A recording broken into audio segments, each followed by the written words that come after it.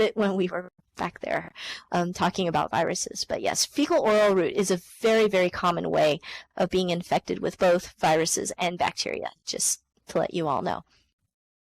But what's amazing about these numbers, right? Okay, I go back to talking about how currently, since, the 14th of the month, 14,413 cases of Ebola are out there. 5,177 deaths. The World Health Organization estimates that between 42,000 to 142,000 people will die of cholera this year. That's a lot more than Ebola. But not only that, and this is a thing that just completely blows my mind, right, is if you get it and you get antibiotics for it in time, it can actually be cured. This is not something where, it's like Ebola where you keep saying, oh, okay, well, we will give the person fluids while they're going through this. But other than that, there's these experimental drugs. But, you're still kind of on your own once you're infected. You really have to wait for your immune system to catch up. Cholera, not so much. You can actually get an antibiotic and it will help. But what's interesting is right now, the people that they're estimating will die of cholera, 47.3% will come from Haiti. Because since the earthquake, which has caused really immense structural damages, they still haven't quite recovered. Now, I have to say, though, that these are based on, several sources, as you can see at the top, that I've pieced together. These numbers right here come from 2010, where they talk about 470,000 total cases of cholera in Haiti that caused that year, 2010 to 2011, 6,631 deaths. So, just food for thought. Any questions that I can answer for you right now?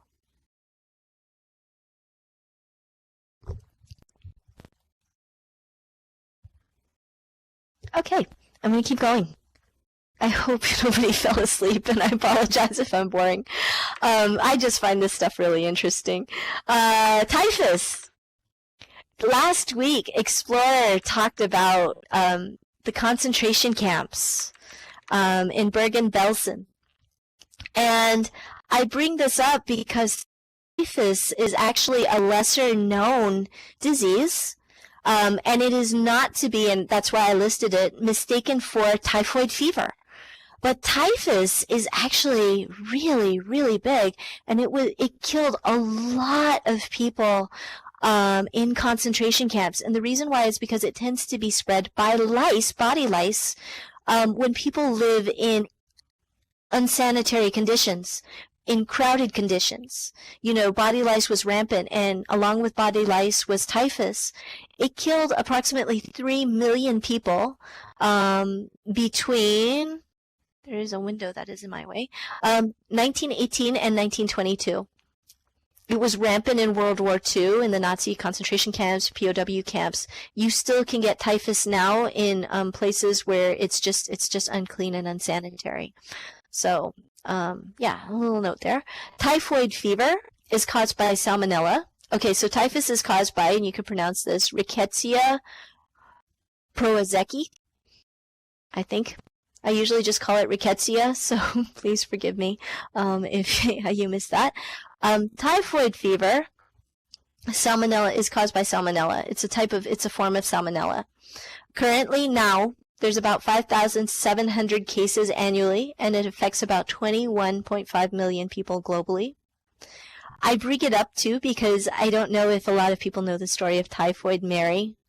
There are actually people that have, they are natural, what's called natural carriers of this Salmonella typhi, and can pass it by preparing food. And you can imagine, by the way, Salmonella typhi, typhoid fever, is a fecal-oral transmission.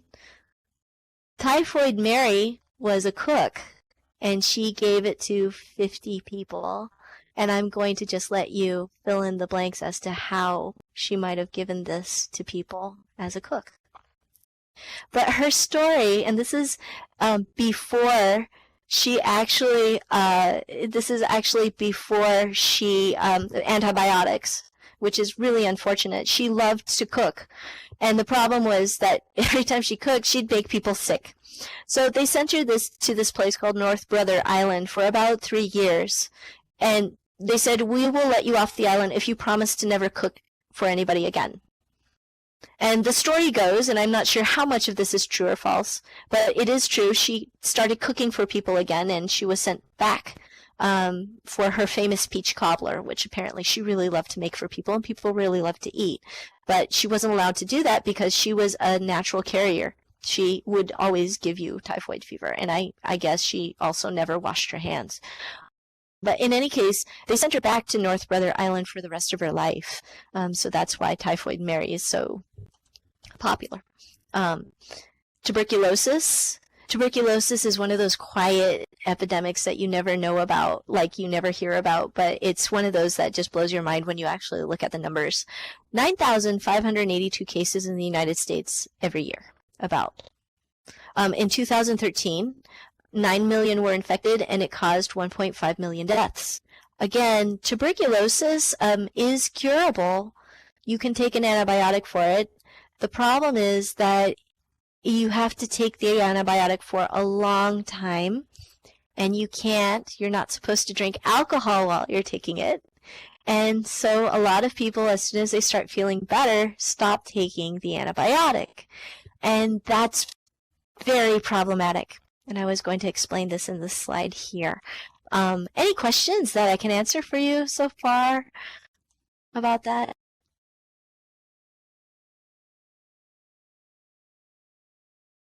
Thank you, Gina. You said my voice matches my bird. Thanks. No questions? All right, I'm going to talk about like this very big no-no that none of us should do, which is stop taking your antibiotics before you're supposed to. And the reason why is because you can get this antibiotic resistance. I would argue that the world would be a much better place if people would just take all their antibiotics when they're supposed to. And here's the reason why. So first of all, some common bacterial diseases that you probably know. Strep throat, bacterial pneumonia, salmonella we just talked about, UTIs, and I forgot to write it out because I'm just so used to calling them UTIs. Urinary tract infections, right, are UTIs. Most UTIs are actually caused by bacteria. Impetigo is like a skin disease. Helicobacter pylori is what tends to cause ulcers.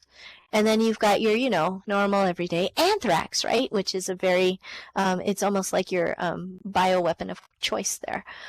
Now, strep throat, bacterial pneumonia, ear infections, things like that, doctors tend to prescribe antibiotics, and they tell you, you should take it for, 7 days. Some are 10 days. Some are a lot longer than that. People take it, they feel better, and they go, well, then why should I keep taking this medicine? I'm going to stop because I feel better, and obviously I'm cured. The problem, and you can see this on the diagram on the right, is that when you take antibiotics, you're basically creating a Darwinian environment. This is actually the ideal model for evolution and ecology. And I'm biased because I was actually an evolution and ecology major before I studied microbiology. So imagine these are, say, salmonella, okay, in your gut. You take antibiotics, it knocks it down to about 2. And it's good, you feel good because your body is going to take care of the rest. But the problem is when you stop taking your antibiotics, these are what's left. It's the guys that actually have antibiotic resistance to the antibiotics you're taking. So what you end up doing is if you don't take all of your antibiotics, you don't kill everything. And so there can be a rebound, and what ends up happening is that your bacteria multiply a lot. And the problem now is that they're now resistant because they have a virulence factor, an antibiotic resistance gene to the antibiotic you took. So please take your antibiotics because it's important. The other thing too, and I'm going to add this because of the microbiology background in me, is when you're taking your antibiotics, keep in mind that you're killing the really good gut bacteria in your body too. And that can be bad because what ends up happening is when you kill the good bacteria, it leaves room for bad bacteria to grow. It's what's called an opportunistic pathogen.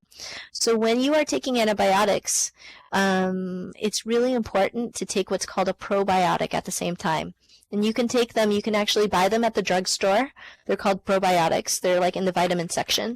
Or you can take yogurt too, which will also do the same thing. And you actually want to take it regularly because what you're ending up doing is, you take your antibiotic, it kills everything. You take your yogurt, it helps. And then you take your antibiotic again and it kills everything.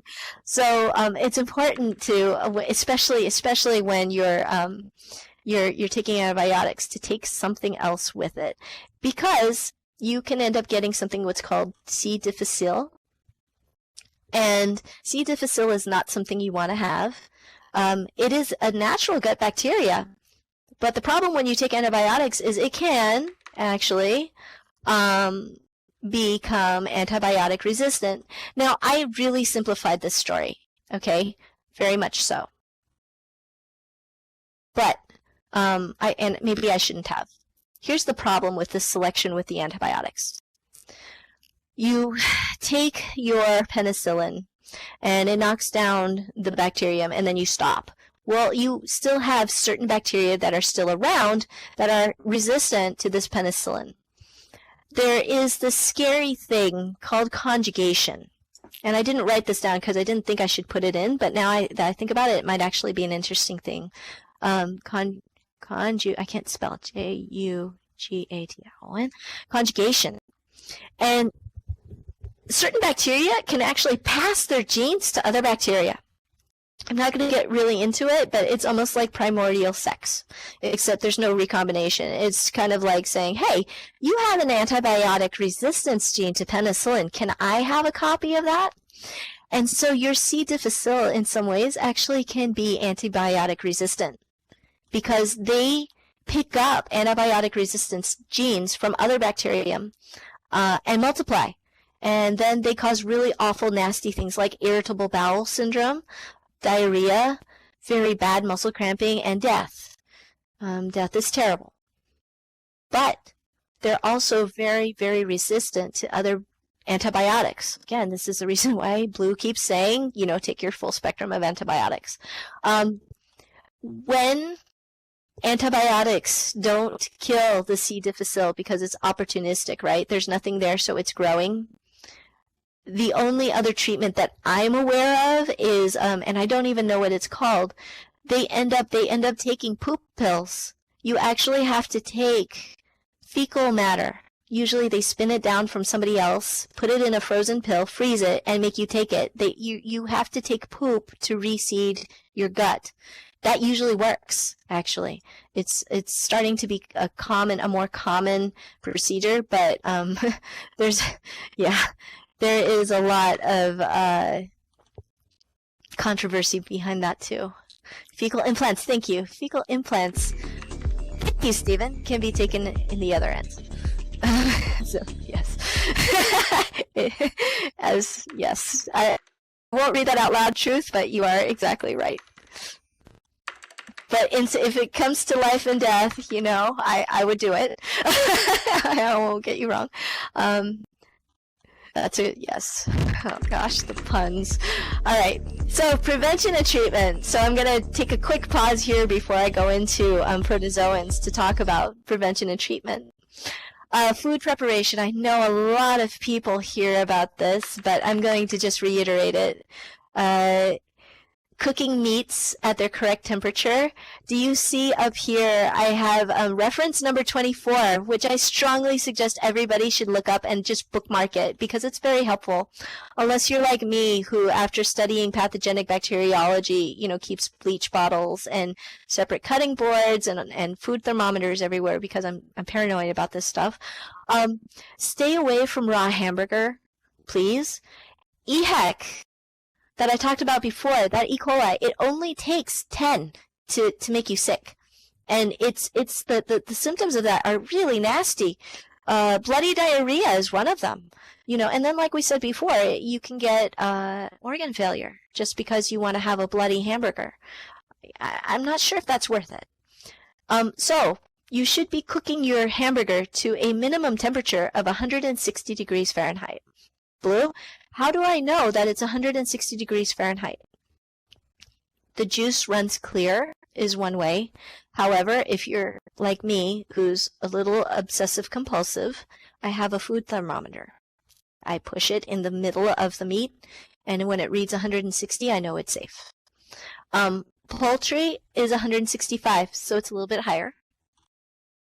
Okay, so that's like general rule of thumb. You can read more on that website, so please do. Proper hand washing technique. I talked about this with Ebola too, because again, it's just one of my things. 30 seconds with soap and warm water. If you go to a restaurant, and this happened to me, so I'm going to tell you a little story. I went to a food court, and we were in the bathroom. And there was somebody that worked for one of the fast food. I think it was like, I can't even remember now, so I won't even try. It was for one of the restaurants. She used the restroom, and she walked out without washing her hands. We left. I don't care how hungry I was. That's just disgusting. So, and I watch people who don't wash their hands. It's awful. So, yeah, wash your hands. Now, a little tip, because everybody knows about hand washing, but a lot of people don't know about this. And for women, this is super, super important. And for men who have women as partners, I think it's just something that you should tell them. Urinary tract infections are really actually preventable by this tip, and you should pass it along. And this tip is this. Before and after intercourse, you should pee. And that actually will prevent urinary tract infections. So please pass that along. It's actually a really, really good fact, and not a lot of people know about it. I don't know why it's not told more often. Maybe it's uncomfortable or something, So, tell people, and, just tell them, before you go and after intercourse, you should pee. It will help. Next thing, vaccinations. We talk about this. I'm going to talk a little bit about vaccines in a minute too. We'll have a nice discussion about that, hopefully. Vaccines, please vaccinate. And, again, there's a bunch of, anyways, I'll talk about that later. Antibiotics, and I'm going into, okay, so prevention we talked about in the top part. Antibiotics on the bottom part. They only work with bacteria. Why? Because bacteria are alive and viruses are not. Bottom line. Don't ask for an antibiotic if you have a viral disease, because again, we just talked about antibiotic resistance. The problem is, if you have something that's antibiotic resistance, you're kind of screwed. If there's nothing else for it, then you really have to rely on your immune system to take it down. And the immune system is not, it does take down bacteria, but it's a lot messier. You get the fevers, you get these nasty, nasty things because of that cell wall that creates these just really big immune reactions to it. Viruses, there are a few antiviral drugs, but I have to tell you, they're not that good. The two biggest defenses that humankind has to viruses is vaccination, and this Tamiflu and Relenza, which is actually not that good. Usually what you take is to cover the symptoms. There are things being developed, but they're still not perfected. So I don't know if you've heard of Tamiflu and Relenza. There's mixed reviews on the data behind these two medications, but the idea is this. If you have the flu, these are actually both vaccines for flus. Not vaccines, I am sorry. These are both medications you take, antiviral medications that you take after the flu within 24 hours of symptoms, and it's supposed to knock down your flu symptoms. There's data that says it actually doesn't work, and then there's data that says it does. So I can't really tell you either way, but just to tell you that there's stuff that says there is, and there's stuff that says there isn't. There's also as you know, many antiviral drugs for the AIDS vaccine too, for people that have HIV, which seems to delay the actual full-blown AIDS. So people do take those, but it's not a pleasant spectrum at all. We, by far, do not have as many defenses against viruses as we do with bacteria. Thank goodness for antibiotics. Otherwise, they would just, life would not be as pleasant. Any questions that I can answer, anything people want to add, please do. Because to me, that just leads to a lot of discussion. Go for it, Vadi, for your question.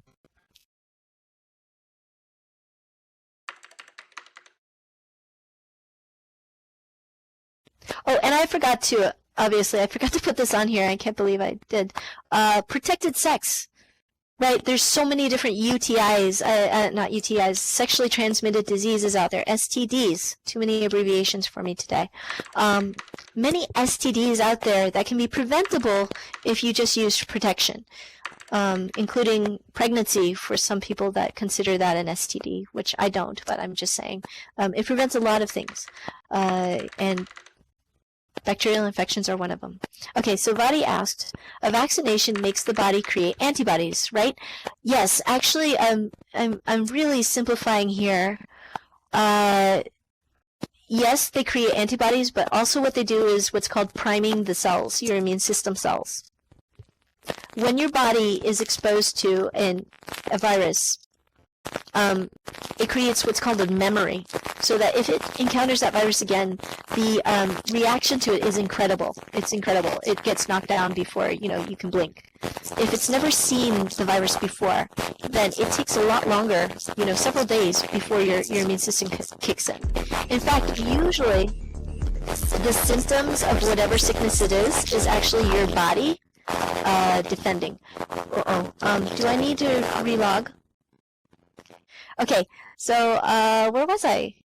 Were there other questions I could answer, or did you guys answer them already?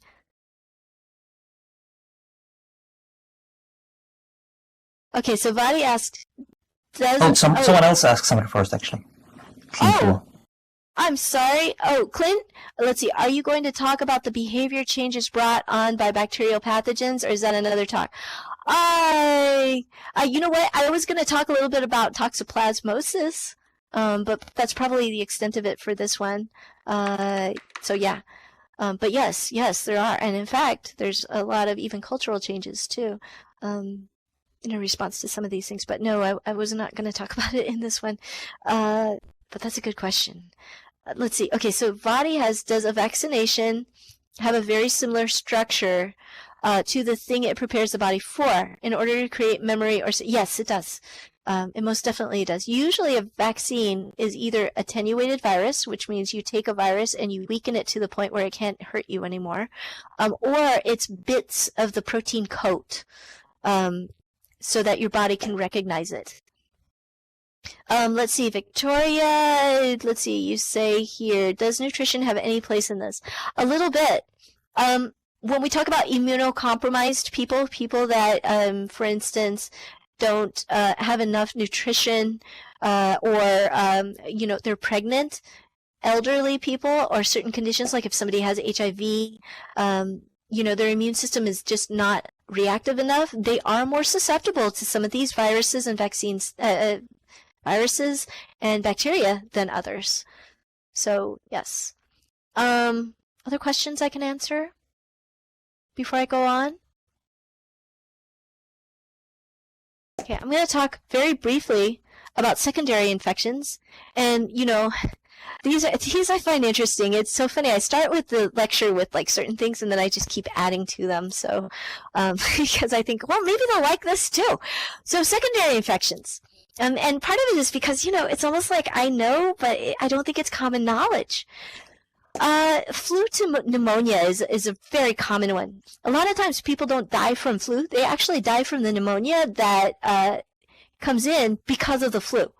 The flu is a virus. The pneumonia is bacterial. And it's sometimes opportunistic. You may actually have strep pneumoniae, which is one of the causal organisms for pneumonia, already living in your nose. But when flu comes, certain conditions, like all the gross mucus and inflammation and stuff like that, it just makes a perfect environment for a secondary infection. Sinus infections, ear infections, some of these tend to be secondary infections. So this is my advice. If you're not better within 4 to 5 days of being sick, or all of a sudden you're feeling better and all of a sudden you're sick again, I suggest you should go to the doctor and get it checked out to see if you have a secondary infection. Another tip for that is when you're sick, you should change your sheets and pillows often. Now think about this, right? When you have a viral infection, you are oozing tons and tons and tons of virus that your body still has to fight. It's about numbers, right? Your sheets, your pillows, all of those things are just like, viral cesspools, bacterial cesspools, right? And so if you change them, it lowers the numbers of virus and things like that that you're exposed to. Cold and flu medications only mask the symptoms, so you're not feeling them, but they're not a cure. I have heard mixed ideas about this. There are doctors that are against taking a lot of cold and flu if you don't need to, because when you suppress the symptoms, you're actually suppressing some of what your body is trying to naturally keep as an immune reaction. So, to keep that in mind. Thank you, Natalia, so much for the local chat there. I appreciate it. Get plenty of rest and obviously stay home so you don't infect others. I'm a big proponent of that. When I used to have students that were sick, I'd actually call the parents and say, you send them home now and don't come back. So, because, you don't want them to infect other people, but not only that, if you're tired, your immune system can't kick in and take care of it. And if anybody wants me to do a talk on the immune system, I really like talking about the immune system, so let me know. Anyways, let's talk about protozoans. Protozoans, unlike bacteria, so let me just a quick summary. We talked about prions, which are just protein. Then we talked about viruses, which is like nucleic acid in a protein coat, right? And then we talked about bacteria, which is a type of cell, a prokaryotic cell, but very tiny and very different. Protozoans are a whole new animal, so to speak. They're almost animal. They're single-celled organisms, not like bacteria because they are eukaryotic cells. So their cells are, I would even argue, more complex than our eukaryotic cells are in some cases. Some common protozoans that you might have heard about, and if you haven't, you will, because I'm going to talk about some of them. Malaria, Giardia. This is a picture of a Giardia, by the way. Being, into microbiology, I really like microorganisms. And Giardia just looks really adorable, doesn't it? It looks like a smiley face. Trypanosoma, Entamoeba, Cryptosporidium, Trichomoniasis. And then I'm going to talk a little bit about the treatments and the medications, but there are treatments and medications for these. The side effects are not as pleasant, and they take a lot longer. And the reason why they do is because eukaryotic cells, protozoans, are very similar to ours. So the more similar these cells are to our cells, the harder the cure in some ways, because those chemicals can actually also affect us. So just, some food for thought there. They are not as easily curable as antibiotics. Antibiotics can take a whole ton of antibiotics. There's certain side effects, but for the most part, they don't really hurt our cells, really. The stuff that we have to take to kill off protozoans, not so pleasant.